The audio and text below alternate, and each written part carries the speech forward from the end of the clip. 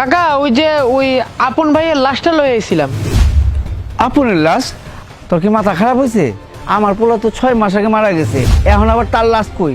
আরে কাকা জানি তো 6 মাস আগে আপন ভাই মারা গেছিল। আপন ভাই তো প্রবাসে ছিল না, তা ওইখান থেকে তো লাশ আটকাই ছিল, ওই যে কি ফ্রিজিং না কিসে জানি এতদিন লাশটা ছিল। আজকে লাশটা ছাড়া পাইছে, এয়ারপোর্ট থেকে আমি লয়ে আসছি কাকা।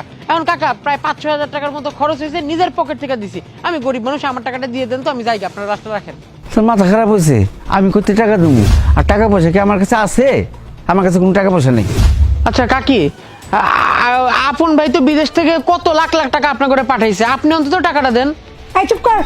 ভ্যানালার ঘরে ভ্যানালা, একে তো বাড়ির ভিতরে ভ্যান নিয়ে ঢুকে পড়ছস, অনুমতি নিছস? নেস নাই। আর আমার পোলায় টাকা পাঠাইছে, কত পাঠাইছে না পাঠাইছে, খরচ করছি কি না করছি, এই তোর মতো ভ্যানালারে কি কৈফিয়ত দিব?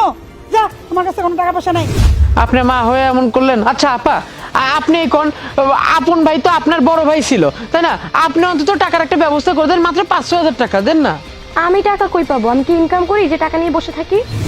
ভাবি, আপনি তো উনার ওয়াইফ, আপনার তো স্বামী লাগে উনি, আপনি অন্তত টাকা দেন। সবাই জানে গ্রামের যে আপনার অ্যাকাউন্টে অনেক টাকা পাঠাইছে, দেন না, মাত্র তো 500 হাজার টাকা। আমি যাই, আমি তো গরিব মানুষ। কেন? আমি কেন টাকা দিব? তাছাড়া তখন উনি জীবিত ছিল, এখন তো সে মারা গেছে। ওনার পিছনে তো আমি কোনো টাকা খরচ করতে পারবো না। হ্যাঁ, ও বিদেশ থেকে আমার অ্যাকাউন্টে টাকা পাঠিয়েছে, তো কি হয়েছে? টাকাগুলোকে আমি একা খরচ করেছি? একা তো করিনি, তার ফ্যামিলির পেছনে খরচ করেছি। সবাইকে দেওয়ার পর আমার নিজের কাছেই তো কোনো টাকা ছিল না। এখন আমি 5-6 হাজার টাকা কোথায় পাবো? আমি কোনো টাকা দিতে পারবো না। এখন তো মারা গেছেই, আর লাশটা থেকেও বাজে গন্ধ আসতেছে। এক কাজ করুন, আপনি এই লাশটা নিয়ে গিয়ে ডাস্টবিনে ফেলে দিন। বাড়ির মধ্যে এইসব কি? ও, আপনারা কেউই তাইলে টাকা দিবেন না, তাই না? এই চুপ কর, বেশি কথা বলস কেন? এই পচা লাশটা নিয়ে কই ফেলবি, ফেল গিয়ে যা।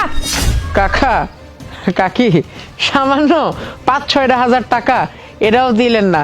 ছেলেটা আপনার মইরা গেছে ঘা, লাশের পিছনে 5-6 হাজার টাকা দিলেন না। না দিল বোন, না দিল বউ, কেউই দিল না। হায় রে সংসার, হায় রে পরিবার। এই বেশি কথা কইস না, যা লাশ লয়ে যা। হেলানো লাগবে না। বাহ বাবা বাহ, আমি মারা যাইনি। ওই রফিক, ও আমাকে বারবার ফোন দিয়ে বলতো, ভাইজান আপনি কাদের জন্য টাকা পাঠান, যাদের জন্য টাকা পাঠান ওরা তো আপনারে ভালোবাসে না, ওরা শুধু আপনার টাকাটাকে ভালোবাসে। শুধু তোমাদের চেনার জন্য এই নাটকটা সাজাতে আমি বাধ্য হয়েছি। এই রফিককে ফোন দিয়ে আমি নাটকটা সাজিয়েছি। বাবা বাবা, তুমি তুমি তোমার সন্তানকে অস্বীকার করতে পারলে? মাত্র 500 হাজার টাকা দিতে পারলে না? তার লাশটা গ্রহণ করতে পারলে না? বাবা, তোমার অ্যাকাউন্টে তো কত টাকা পাঠাইছি, তুমি কি করতা? মানুষের বাড়িতে কামলা দিতা, কাজ করতে পারতা না? মানুষের বাড়িতে সামান্য 300 টাকা দিয়ে কামলা দিতা। তোমার কষ্ট দেখা, মার কষ্ট দেখা, বোনের কষ্ট দেখা, বউয়ের কষ্ট দেখা আমি সব কিছু ছাইরা বিদেশ গেছি। বিদেশ যায় তোমার বাজারে একটা দোকান দিয়ে দিছি, সেই দোকানে এখন ব্যবসা করো, অনেক টাকা কামাও, আর 500 হাজার টাকা দিতে পারবা না? আর মা, ভাবলাম বাপ তো ভুল করতেই পারে। তুমি তো মা 10 মাস 10 দিন পেটে রেখে আমারে জন্ম দিছো, তুমি কি করে পারলে মা 500 হাজার টাকা দিতে পারলা না? মা, এই যে হাতের চুড়িটা তো আমি কিনে দিছিলাম, তুমি যখন যা চাইছো সব কিছু কিনে দিছো, তাও তুমি দিতে পারলা না? মা, আর কি কইলা তোমার বাড়িতে ঢুকতে হইলে নাকি পারমিশন নিতে হবে? মা, বাহ মা বাহ, দারুণ। আরে এই, তুই আমার ছোট্ট বোন, তোর এখন ভালো কলেজে লেখাপড়া করাই, টাকাটা কই থেকে আসে? এই আমি দিই, বিদেশ থেকে পাঠাই দিই, ওই টাকা দিয়ে তোরা লেখাপড়া করিস। তুই তো একবার বাবারে বলতে পারতি যে আমার কাছে টাকা নাই, মায়ের কাছে বলতে পারতি, তোর ভাইয়ের ভাবে আবির কাছে বলতে পারতি আমার কাছে টাকা নাই, ভাইয়ের লাশটা নাও।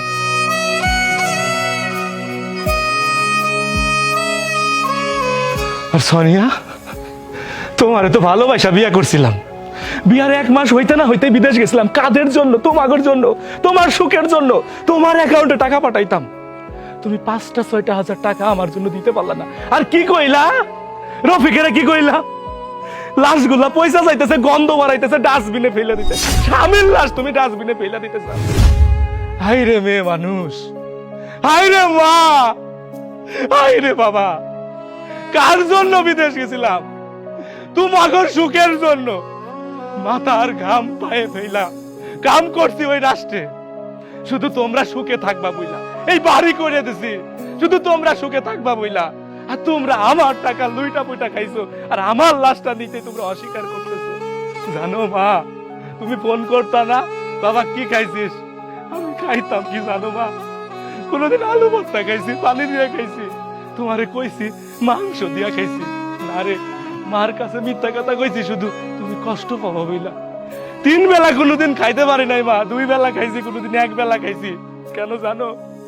ওইখানে খাওয়ার অনেক দাম মা, ওই টাকা গুছায়া গুছায়া শুধু তোমাকে সুখের জন্য পাঠাইছি।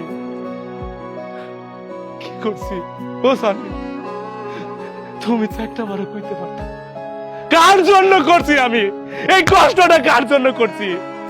তোমরা মানুষ না, তোমরা এক একখান অমানুষ, তোমরা অমানুষ।